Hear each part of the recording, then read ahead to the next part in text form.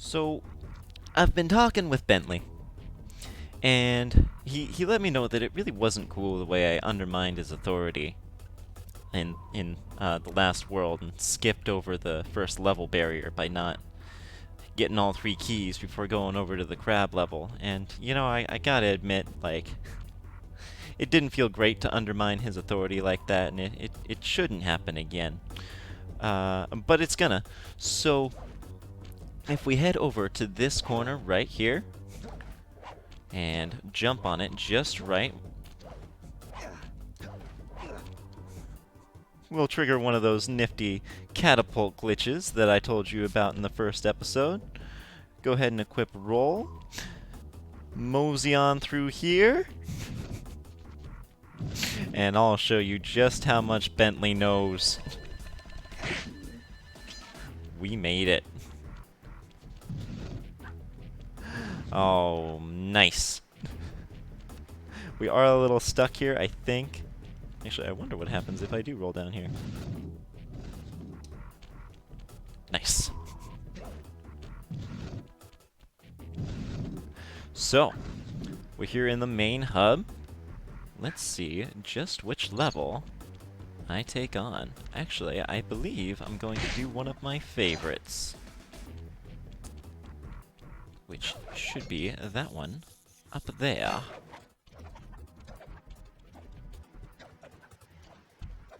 Head on over, and over, and over, straight to the top.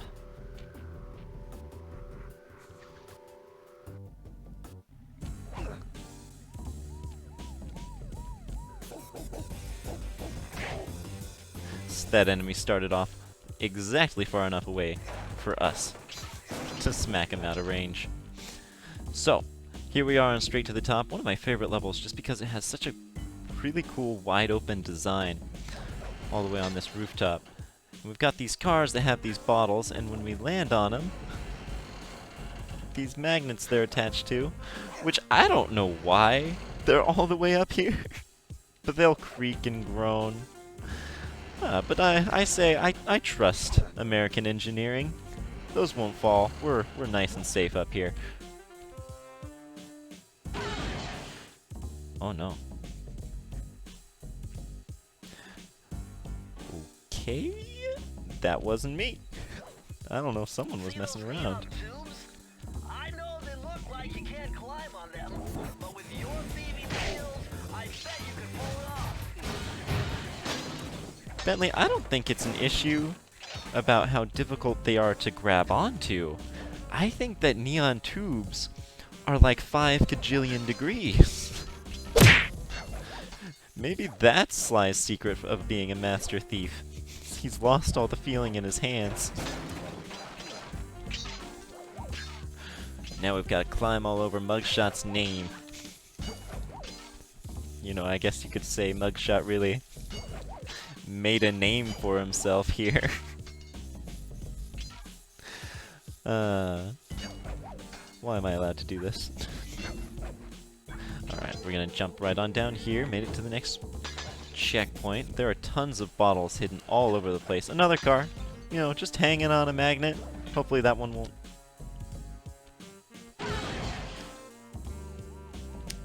Okay. I'm sorry whoever's down there, but I need these bottles. I'm sorry. Look out below. I'm sure they're fine. It's just a flesh wound. Ow. Another nice taunt there. I'm happy to show off. Oh good, the cars are back. And this time there's no bottles, so there's no need to make them drop down. Which means I'm just gonna do it because I enjoy it. Man. Got this miniature Eiffel Tower up here. So, this casino, or this hotel, has a casino in it. We saw signs for it when we first rocked up, and it's got a lot of the aesthetics of one. But as I said last time, Mesa City is a real city in Utah. And gambling is not legal in Utah. So either Mugshot made this casino completely illegally, or it was already here. And if Mugshot really did set up this whole thing on his own instead of just setting up shop like he said, then he's a much more entrepreneurial fellow than I think anyone gives him credit for. Alright, now this is one of my favorite things. We've got a bottle dispenser. Perfect. Probably the most bottles you ever see condensed into one spot. It's always very satisfying to break as many as you can with a single swing. So, our way upwards is going to be back over by this S. There's so many areas that serve just for bottles in these levels, which I think I enjoy a lot more than the standard, than most of the levels that we found in Raleigh's Fortress, where they were just sort of straight shots to the end, with a bunch of bottles laying along the side. They're certainly a lot easier, and that makes sense. But I like these more open-ended explorative ones.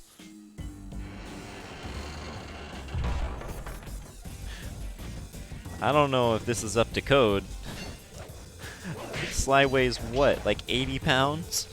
At the absolute most?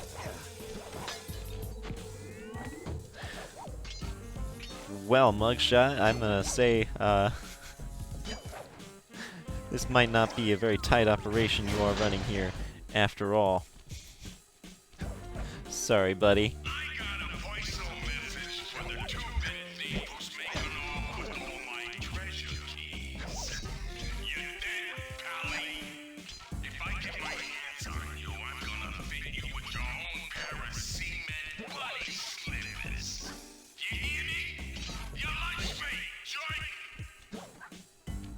I don't want to be lunch meat. Lunch meat is slimy and it's always wet in the package. Let's focus on this guy before we focus on the bottles.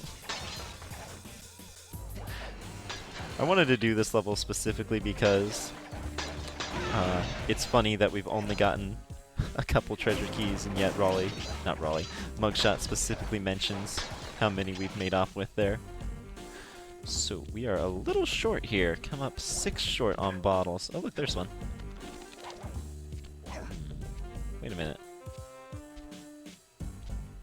Do you think I can make that jump? You can do it, Sly! No! Get out of here, Mugshot. I don't need your approval. Alright, I'm gonna have to meet you guys back up there. Oop, never mind. I found some bottles that I completely missed down here at the bottom. So I'm kind of glad that I fell down, because I would have been... Forget it! Your cane will never smash that thick glass. You'll need something super heavy, like that big wrecking ball up there. And a cutscene that I also managed to completely miss. So falling down was fortuitous. Alright, now I'll meet you guys back up top. Alright, here's the rooftop that I managed to miss out on. Take that guy out. Throw that down there. Took a really long time considering the alley is right there. I'm pretty sure I fall faster than that car. And we're missing one bottle! This is gonna be pattern, isn't it? No! I don't like this pattern! Where are you? It could be... over here. There it is. All I need to do is finish the level. I do want to show off something cool here.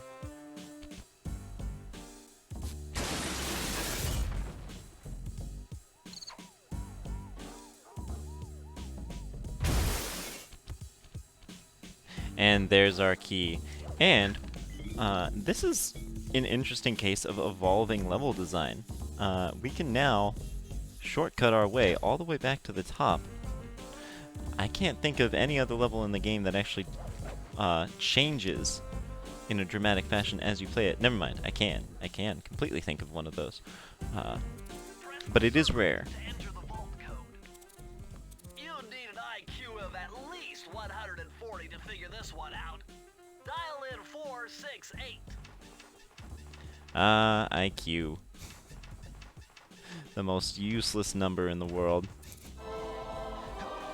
Doesn't really figure out how smart you are, it just figures out how good you are at taking the specific IQ test that you took. Okay, this page is from your hyperactive ancestor, B.F. Cooper.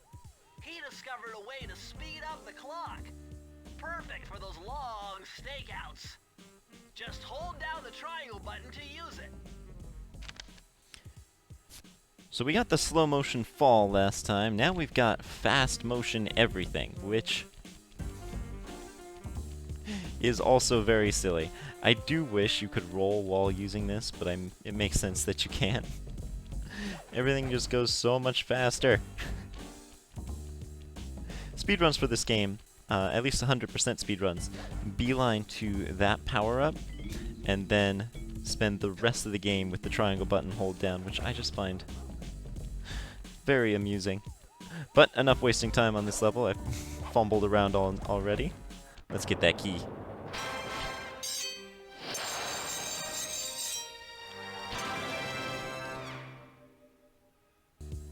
Now, you may remember in the last episode I shied away from a certain objective, and I have to skip travel out here and then back in because I am still trapped behind that wooden door. Oop, oop. Careful. Da, da, da, da, da, da, da, da, da. I won't be using the fast motion too often. I think it makes the game a lot harder, and I don't have the need of doing that just yet. I am going to unlock this though and show off something fun. So this car is jacked up, but its rear wheels are spinning incredibly fast. So I think you can see where this is going. So you may wonder, what happens if we stand behind the car while it does this?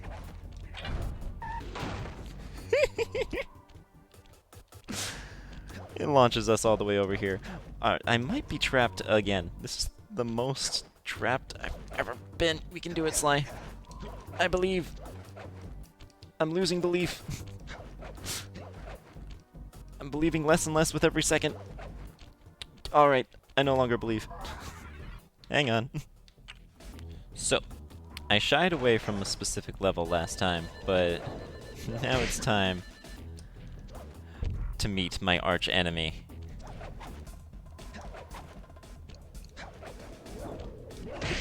Head on over here and make the descent. The dog track.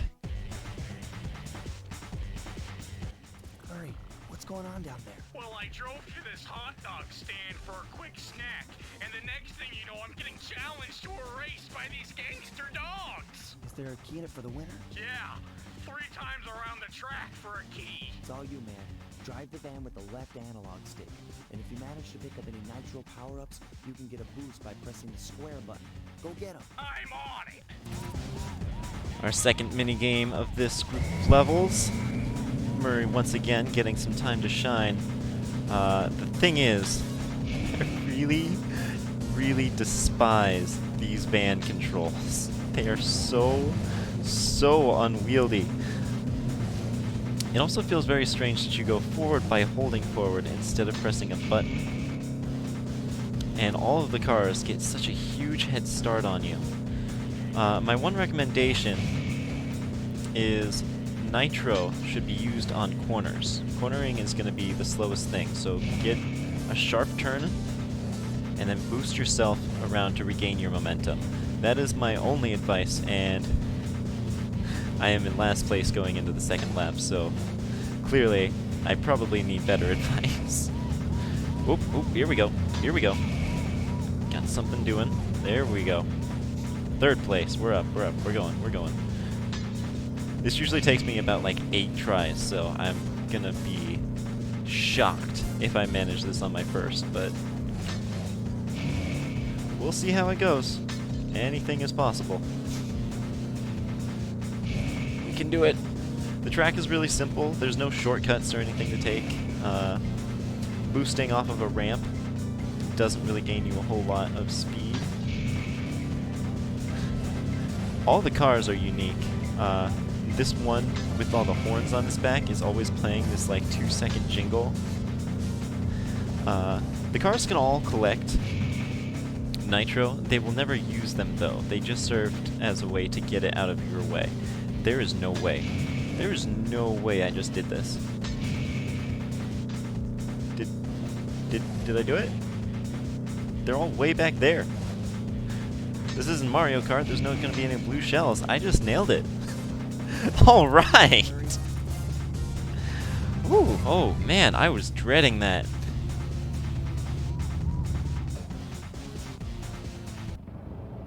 Murray still got his horseshoe, even though you can't take damage in that particular mission.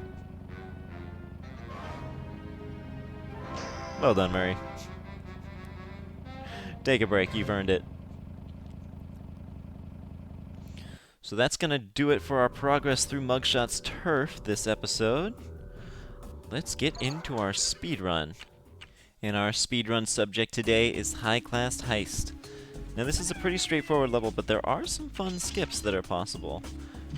Before we get too far into things though, I want to acknowledge the fact that if you use the speed up function that we just got, it does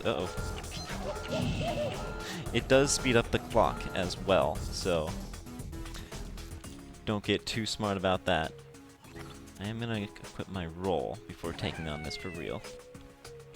Although this floor has all these metal bars in it, it's going to make it hard to actually find a good spot to roll, so I'm not sure how much we'll actually be doing it.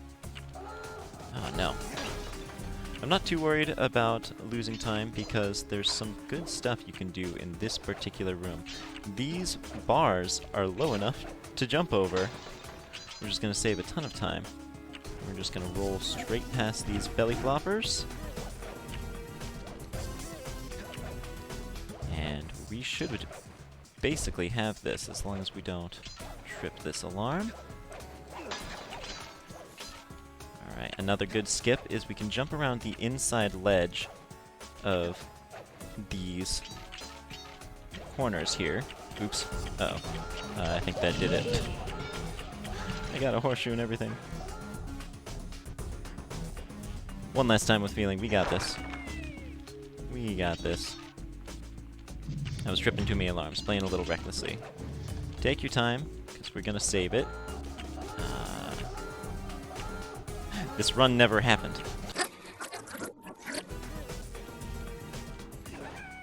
Yippee! We got this. This is a rather difficult speed run because these lasers can be so difficult to predict. And it's really tempting just to try and blast through. But all's well. This level's so short. It just makes it so satisfying to just blaze on through.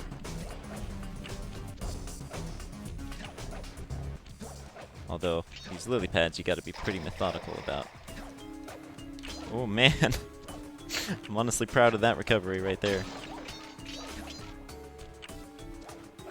I think this is one level that... Hi camera, I'm over here! This is one level that kind of accounts for all the skips that are possible. No! No! Come on! Come on, Sly! No!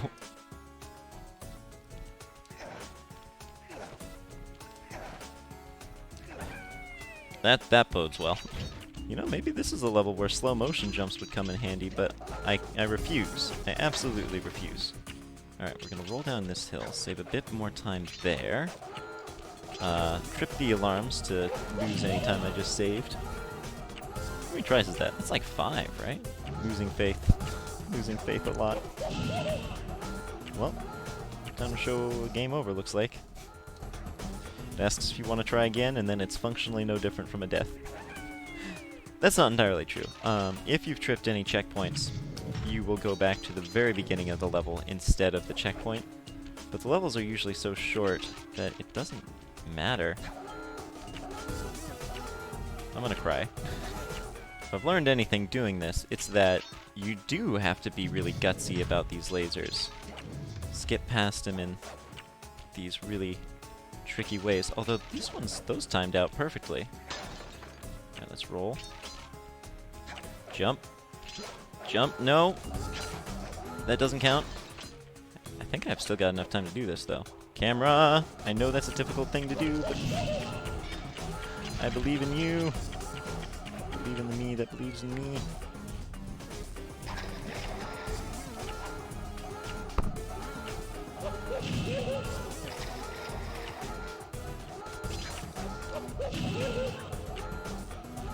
And to think I was looking forward to this speedrun. Ooh, this is looking good right here. I've got like 7 more seconds than I usually have. I just need the camera to behave. We got this, we got this, we got this, we got this. We can do it, Sly. We can do it. No, no, no, no, no, no, no, no, no, no, no, that doesn't count. That didn't happen. Don't worry about it. You have beaten the Master Thief Sprint. Okay, before I leave off with the guest commentary, I'm going to do some science. Okay, I have to stop myself here. Coming at you while editing, allow me to summarize the 15 or so minutes that you're seeing in fast forward right now. Science means trying to figure out if the timer actually ticks faster or not after you trip an alarm and then shut it down, because I genuinely wasn't sure. So, I basically fumbled around going through the level like a dozen times trying to figure out for sure when I finally realized that I have a mess of tools at my disposal to actually solve this problem. So, let's meet me at the end of all that when I finally do something smart. So here's what we're gonna do. I'm gonna compare these last 10 seconds, which have the tenths of a second included, to a timer graphic that I will probably be able to find and see just how accurate it is. Now this is a run where I haven't tripped an alarm. And then I'm going to do the same thing on this run where I have tripped an alarm and see just how they compare. And that should be science. And thus, science did occur. Looks like the two timers were completely identical, so in a way this was a very unproductive use of time, but at the same time, I'm really glad I now know for sure. Thanks for joining me on this extremely circuitous journey. So that's going to do it for this episode. As usual, I've got some developer commentary lined up for you guys at the end of this. In the meantime, though, thank you so much for watching. I will see you guys in the next one, but if any of you even want to touch that like button, I'll be making you a pair of cement bunny slippers. See you guys in the next one. So this started off as a puzzle where you were going to come to the end of this boat deck, and actually the top of the boat deck where the first starfish throwing NPC now is, was going to be the training section, and the idea was going to be that there was going to be invisible lasers all over this area, and you were going to have to spray something into the ahead of you to expose the beams, either smoke or frost or something in front of you. And so it was actually laid out very rectangularly, and there were all these things to jump on, these floating platforms to jump on, and you had to kind of, each time you did a jump, you had to kind of look around you for the invisible lasers and then make your next jump.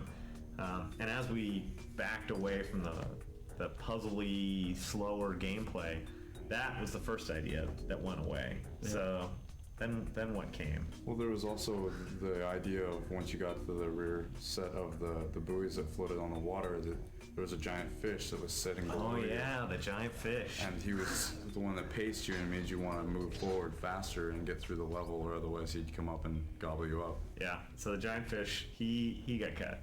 Giant fish got cut. We definitely learned a thing or two about physics engines in games. How the predictability of something animated over relying on the physics engine to work itself out is usually... Yeah, the physics engine tends to work well in really clean, isolated situations, or in shrapnel, or in other situations where you want good-looking sort of ambient animation, but not as good for stuff that has to work 100% of the time, super predictably. And then I think environmentally, I think this was one of our first levels that really had a good kind of, I don't know, misty, really rich kind of textured feel to it. You know, the fire on the side, Right. which you can see from outside in the approach even. All the like the moss hanging off of Yeah. everything, and just kind of. Yeah, a lot of really kind of organic richness in this level, especially back, you know, then there was fish and all that stuff, the waters, you know, being space warped and, you know, has some interesting stuff going on, and, you know, all the surface effects that the texture artists put in, all really, I think, made this a really good looking level, and one that we kept investing in because it was something that, you know, the surroundings were so appealing that we wanted to make sure we used it in a really constructive way. The wisps floating through the air and whatnot, with fire in the background, brought out a great richness in the environment. I remember when I first loaded it into the world after it had just gone through this massive change, and it was just one of the most spectacularly beautiful levels that we had at the time. That it was just exciting to go back and play through it. If we head over to this corner, hop right over here, and that's not right. I was trying to do a glitch, just not that one. Am I dead? Yeah.